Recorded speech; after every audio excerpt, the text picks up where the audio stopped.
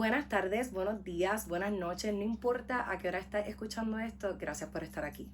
Mi nombre es Amanda Rivera Sueiro, a.k.a. La Manager, y si hoy estamos aquí es porque llegamos a la 12ª edición de Hablemos de Music Business para Unrated Magazine.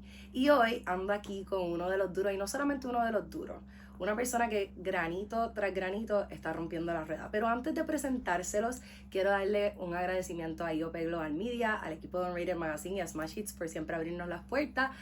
Y ahora sí, sin más preámbulos, Easy Parker de Jesús. Easy, tú tienes un nombre bien como, ¿sabes? Impactante, así de película, como...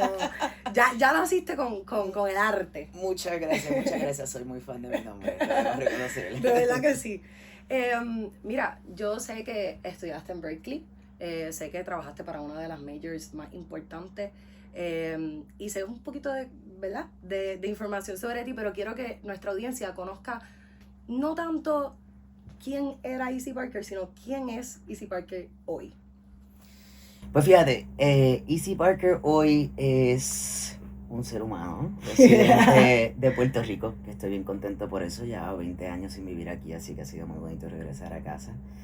Un esposo y una persona muy apasionada y comprometida con el rol vital que tiene la música hoy y ahora por delante. Me parece muy emocionante y muy enganchado con eso. Qué bonito, en verdad. Y yo pienso que dijiste algo, o sea, importante, y es el compromiso y la responsabilidad que a veces, ¿verdad? Podemos ver que ejecutivos en la industria quizás pierden un poquito esa responsabilidad y ese compromiso, y yo sé que tú estás viniendo a cambiar eso acá. Para quienes se están adentrando un poquito en la industria, ¿verdad? Y que no conocen muy bien los sectores, me gustaría que explicara qué es un AR hoy en el 2026 y si ha cambiado hace 10 años atrás. Uf, pues mira, 10 años atrás era 2016, que en Miami, si te soy honesto, fue de mis épocas favoritas de ser AR. Y es que estaban pasando muchas cosas en la música también. Estaban pasando muchas cosas en la música, era un momento muy emocionante, estaba cambiando el sonido, estaba empezando a hacer este boom urbano.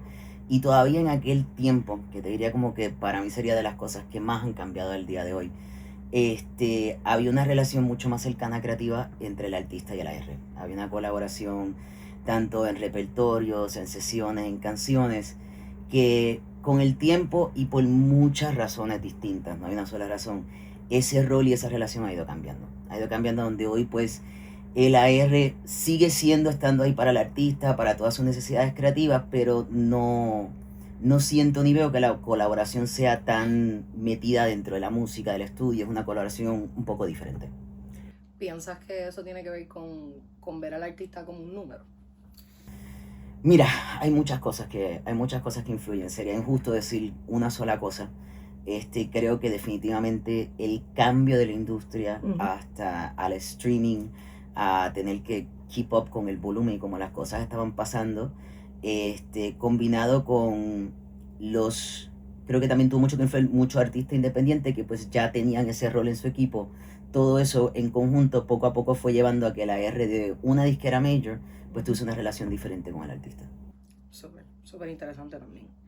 Después de todo este tiempo que estuviste trabajando, ¿verdad? Para lo que es un major, y by the way, en esta conversación yo siento que a veces somos un poquito imparciales y demonizamos cosas que quizás no necesariamente, siempre hay dos lados de la moneda, y por eso quería tener esta conversación contigo.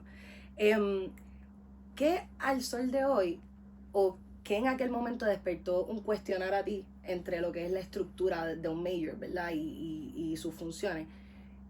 ¿Qué te cuestionaste o qué te cuestionas hasta el día de hoy de esa estructura?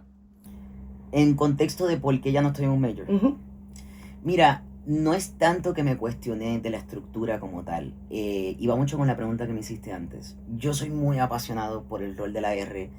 Ese AR que está bien metido con el artista, que está bien metido en el estudio, que está bien metido en la música, que de verdad está en ese proceso creativo. Tuve el privilegio de vivirlo por la primera mitad de mi carrera y me di cuenta que ese rol estaba cambiando entre un major y que estaba pasando mucho más de manera independiente, con los artistas directos, y genuinamente tenía mucho deseo y me apetecía muchísimo pues poder colaborar con esos artistas y tener la oportunidad. Y si puedo ser honesto, Verdaderamente nunca he trabajado con muchos artistas, pero nunca había podido tener así un rol tan hands-on de poder desarrollar. Que era una cosa que siempre me faltaba mucho dentro de mi carrera, dentro de Sony. So, en el momento que pues la industria dio su cambio, ese rol empezó a cambiar, empezó a pasar más de afuera, me vino mucho el deseo de perseguir ese cambio. Y eso te trae a lo que es hoy We The Panda, ¿correcto? We The Panda es muchas cosas, sí. Ok, háblame un poquito más de eso, porque tenemos también la parte, ¿verdad?, terapéutica, que Sí. está un poquito metida ahí y vuelvo y reconecto con la responsabilidad de la que hablábamos antes. ¿Cómo piensas que esa experiencia anterior en un major te influyó en esto que estás creando ahora? Pues mira, esa es una muy buena pregunta y déjame estructurarlo bien, pero la estructura de major, haber pasado por un major, no es solo la estructura de negocios, sino todas las experiencias que tuve la oportunidad de vivir en estudios con artistas, viendo procesos, viendo de primera mano los procesos de cómo un artista conecta con el público. O sea, todo lo que es el proceso artístico me lo dio la major. Y entre ellos también pude ver de primera plana, que es la razón principal por la que me metí en la industria de la música, como la música de un artista, una canción que nace entre 5 personas en un estudio y tú estás ahí y la escuchas y de momento tienes thousands, o sea, miles y miles y miles de personas, no solo conectando con la canción, que le cambias la vida, que le pudiste sacar de un momento malo, y eso en particular fue algo que me llevé mucho para We The Panda. We The Panda nace del deseo, en ese momento cuando salí de Sony me hice socio con mi mejor amiga, que es una musicoterapista,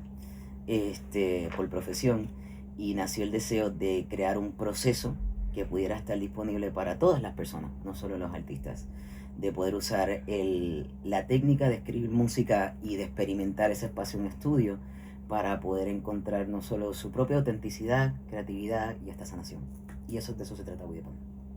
Qué espectáculo, de verdad. Y me hubiese encantado también saber esto. Hace 2 revistas atrás hablamos de la mentalidad creativa y de lo que es la mente creativa per se, y de lo importante que es cuidarla y que hayan espacios como para mí es Smash Hits, que yo siempre lo he dicho. Para mí aquí este es el espacio donde yo siento mi safe space, este es mi... Eso. Yo puedo ser todo lo que quiera hacer aquí adentro. Eso. Así Eso que qué bueno y qué bonito poder coincidir con personas que realmente, al igual que Smash, están tratando de romper la rueda en ese sentido. Eso intentamos. Eso estamos intentando. Este artículo, ¿verdad?, número 12, o la columna número 12 de Hablemos de Music Business, está un poquito dirigida hacia a dónde se dirige la industria. Y la puedo definir como, la industria la veo y digo, ok, estamos en un estado beta constante. En esta investigación y research que estuve haciendo, hice una tabla de cómo las cosas han cambiado hace 10 años, hace 20 años. Por eso los números que te he preguntado hace 10 años o 20 años. Claro. Con la industria en este estado beta constante, por decirlo así, ¿en qué momento de tu carrera sentiste que esa estructura dejó de operar como estaba operando? Lo que pasa es que, a ver, lo que sí ha cambiado en los años recientes, y no solo para la industria de la música, creo que para todas nuestras vidas, es que la tecnología avanza el cambio, lo hace mucho más rápido, por eso se siente este beta constante, pero la realidad es que la industria de la música nunca ha dejado de cambiar. Es actually una de las cosas que más a mí me fascina de trabajar en esta industria, porque cada proyecto, cada artista, cada visión, verdaderamente es una aventura nueva. O sea, tú puedes tener los pasos de los anteriores como guía, pero nada de eso es una garantía. Tú verdaderamente cada vez que entras con cualquier proyecto que vayas a entrar en la industria, tienes que tener el corazón y la pasión y las ganas de meterle con todo, sabiendo que puede pasar o puede no pasar. So, ese cambio constante es algo que te diría que hasta para los ejecutivos que estamos adentro, siempre ha sido como un poquito ingrained en la sangre. O sea, lo tienes que traer la habilidad de, no solo la innovación, sino la habilidad de constantemente adaptarte. Adaptarte al cambio. Este en particular, te diría que por lo menos el más impactante fue el cambio obviamente del CD al streaming.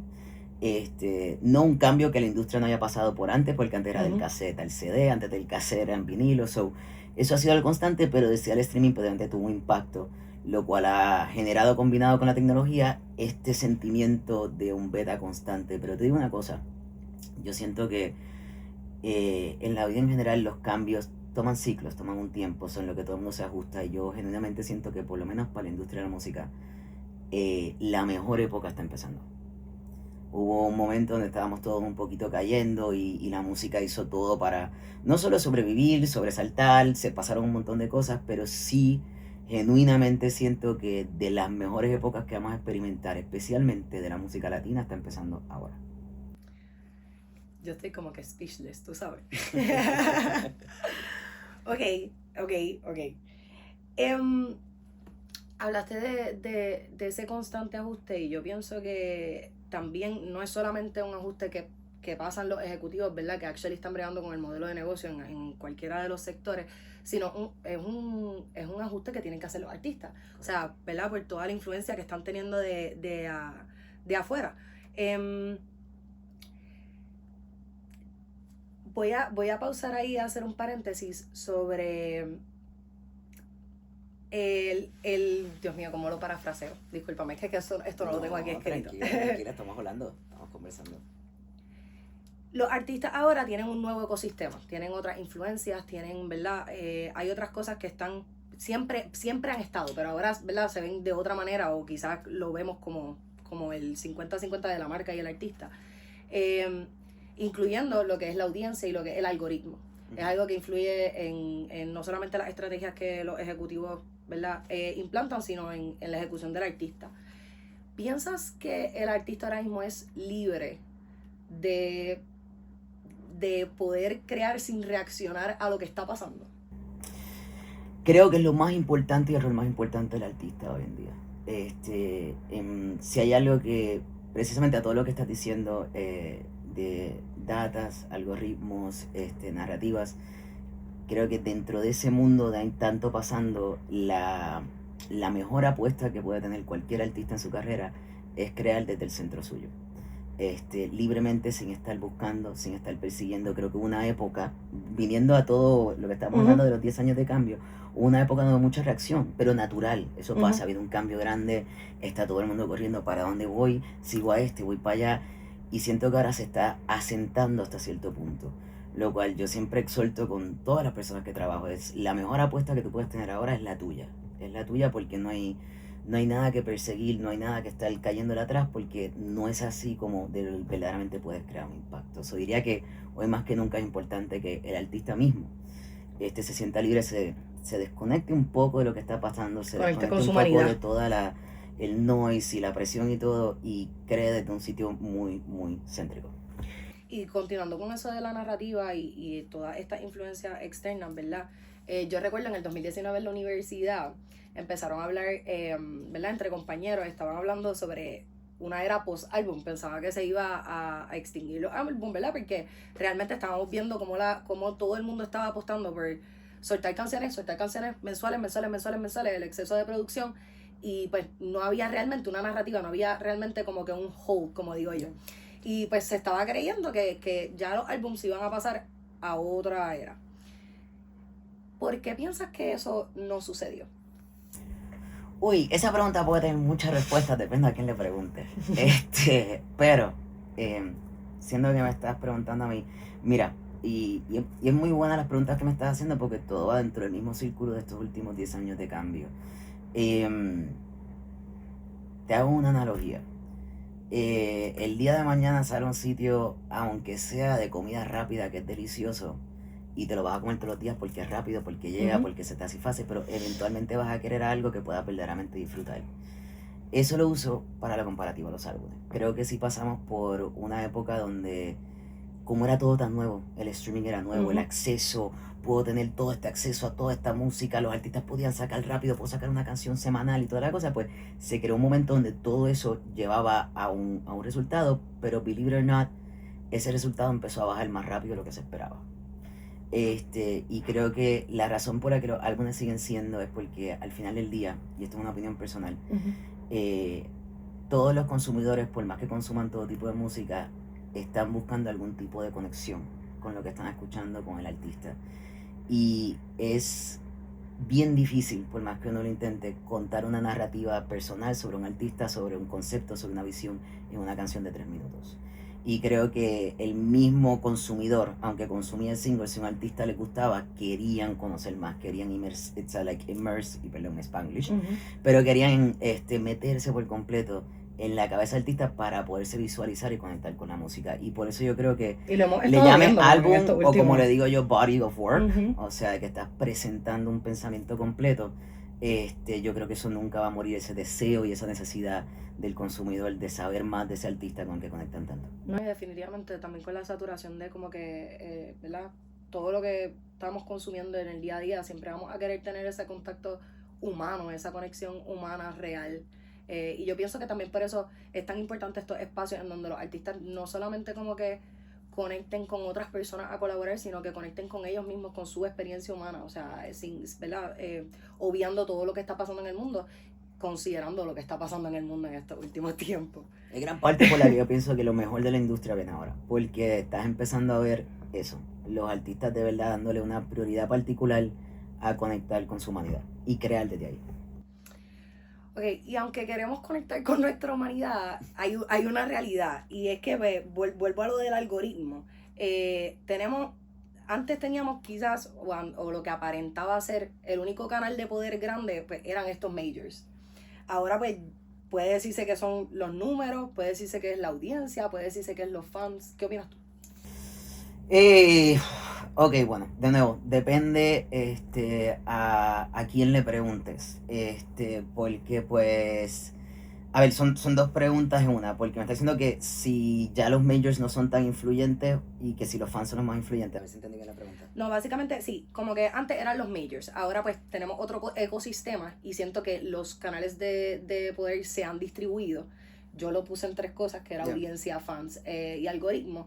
¿Qué opinas tú? ¿A dónde cayó ese poder principal? So, dijiste la palabra correcta, se ha diversificado y se ha distribuido un poco, pero el mecanismo sigue siendo el mismo. La audiencia siempre fue primordial porque al final son los que verdaderamente, o sea, cuando tú quieras hacer una carrera de esto, pues la audiencia siempre va a ser lo primordial a que tú vas a tener. So, creo que eso no es tanto lo cambiado, sino que ha distribuido y diversificado cuántas personas participan en este proceso. So, las majors han pasado de tener capaz muchos sombreros dentro de un mismo sitio, ahora ser colaboradores de sombreros que son un poco más externos. Pero hay una cosa que yo siempre digo a todos los artistas y los exhorto, de que el proceso siempre sigue siendo el mismo. O sea, tú puedes tomar diferentes avenidas, ahora hay más avenidas disponibles, pero el proceso y el compromiso que tienes que tener con tu carrera, con tu arte y con llevarlo al frente sigue siendo el mismo.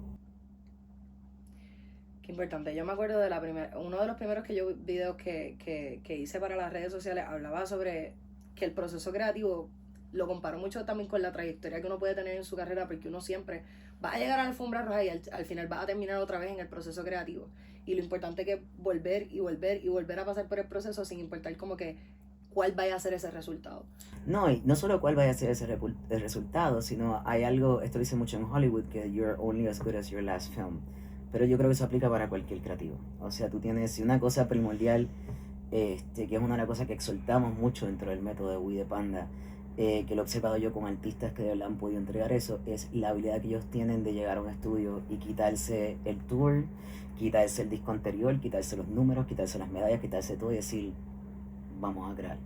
O sea, en un completo desnudo desde cero, porque como te decía, cada proyecto es una nueva aventura. Qué brutal. Mira, entonces estamos viendo, o sea, volvemos, todo esto como observaciones más superficiales.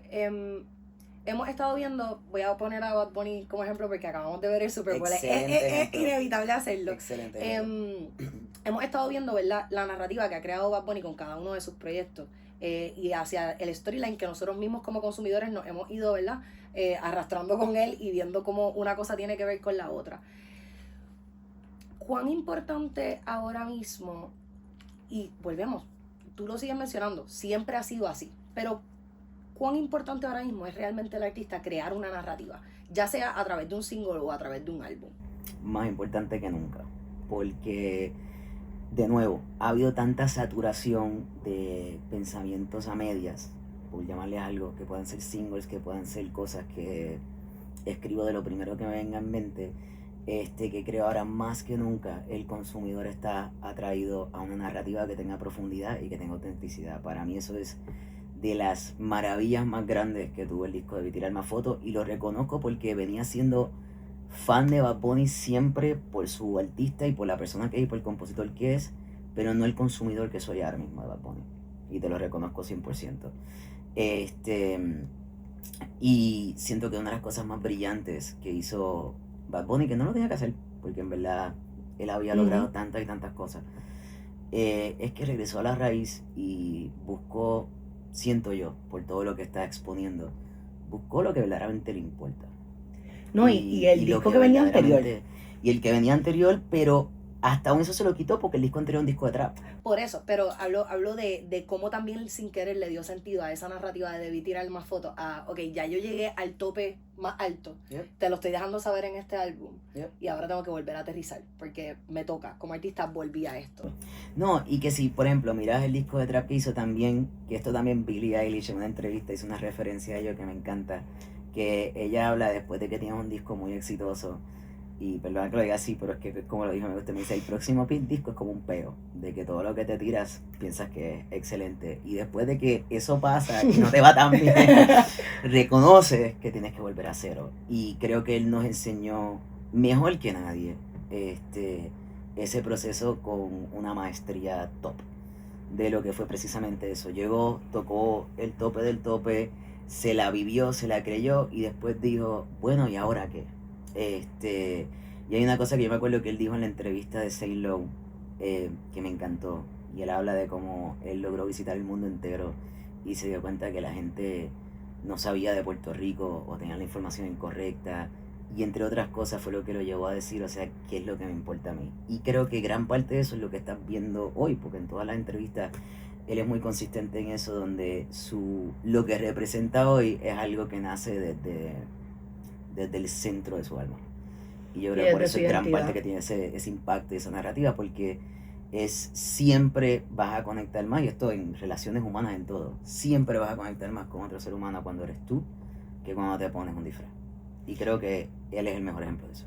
Y eso es la narrativa es algo que se va a quedar con nosotros en los próximos años, y esa necesidad de verdad, crear un relato, pero no necesariamente detrás de un personaje, sino detrás de lo más profundo de nosotros, como creativos y a los artistas. Y hablando del futuro, vamos a hablar de tendencias, vamos a hablar ahorita me preguntaste que a qué me refería con activaciones, y yo siento que en el 2024-2025, lo hablé en algún momento en Vibe Check también, empezamos a ver un alza de activaciones un poquito más intencionales, y volvemos, siempre han estado las activaciones, pero en artistas independientes, sí, que se han tirado a la calle, ¿verdad? A realmente josearla, realmente dejarse ver y siendo creativos al respecto. Yo siento que eso se va a quedar con nosotros, lo vamos a seguir viendo a nivel isla. ¿Qué piensas que viene para quedarse en el 2026? Mucho más de eso. Creo que por muchas razones, para no entrar aquí en eso largo, el social media está perdiendo una fuerza y un respeto. Eso, la gente ya no va a estar buscando conectar necesariamente por ahí, no van a estar buscando conectar a través de un teléfono, van a estar buscando, volviendo al punto de mucho esta conversación, de conectar con un ser humano con que de verdad sientan que puede ser ellos, o sea, poder ser identificados. Yo creo que activaciones de artistas que se sientan que tienen ese acceso al fan, que el fan se sienta que tiene ese acceso al artista, experiencias más inmersivas, que sean verdaderamente sensoriales, creo que todo eso va a ser esencial en los desarrollos de los artistas, y lo ven los grandes siempre como dictan el trend de nuevo, desde Billie Eilish hasta Bad Bunny, especialmente Bad Bunny alrededor de la residencia. Todas las activaciones que hizo, para mí, desde mi punto de vista, no son solo mercadeo, no son solo comercial. Él creó una identidad importante y le da un peso que le hacía falta a la gente, o sea, ese role model hacía falta. Y si te soy honesto, para mí llevo varios años pendiente a ver de dónde iba a salir ese role model, porque siento que en la música ahora mismo hay un espacio muy bonito para tomar esa bandera, y bien contento que Bad Bunny se la agarró. Todos estamos súper orgullosos de Benito y de todo lo que ha logrado y sobre todas las cosas de las puertas que sin querer nos ha abierto, porque en una industria de tanto cambio, él ha set el goal una y otra vez. Y eso no es fácil, ser la persona que Benito es, no es fácil. Yo por eso, admiración y respeto absoluto, no es fácil. Sí, bueno. Quería cerrar con una pregunta y es más para el público directamente, y es, si tuvieras que dejar una advertencia o una invitación, puede ser una invitación también, a quienes están tomando decisiones ya sean ejecutivas o artísticas, ¿cuál sería? Sé tú, no seas copia, las copias no sirven. Pueden pegar temporalmente, pero la longevidad está 100% arraigada en la autenticidad. Y en cualquier otro día me puedo sentar contigo a hacerte 20.000 historias para vaquear eso, de verdad, de verdad. Siento que hay mucha oportunidad para los artistas y siento que la industria que se ha creado en los últimos años ha creado ciertas falsas narrativas que pueden desalentar a los artistas, de que los pueden llevar a quedarse en casa o decir no vale la pena o no voy a llegar, o esto es bien difícil, y muchos de esos son falsas narrativas, verdaderamente. O sea, como lo dije desde el principio, el compromiso a ti, a ser tú y a poner al frente una propuesta innovadora, verdaderamente es lo que te llega. De nuevo, Bad Bunny empezó en SoundCloud, Billie Eilish subió Ocean Eyes a SoundCloud. It's about being you, not about beating the algorithm or figuring out the social media landscape. It's about being you. Me hablaste a mí directamente, así que muchas gracias, Easy, por estar aquí conmigo hoy. En verdad, siempre un placer estar hablando contigo. Muchas gracias. Así que, corillo, esperen esta entrevista y esta columna 12ª de Hablemos de Music Business para Unrated Magazine. Una vez más, gracias a IOP Global Media, a Smash Hits por el espacio y al equipo de Unrated Magazine. Este es Amanda Rivera Seiro, a.k.a. La Manager.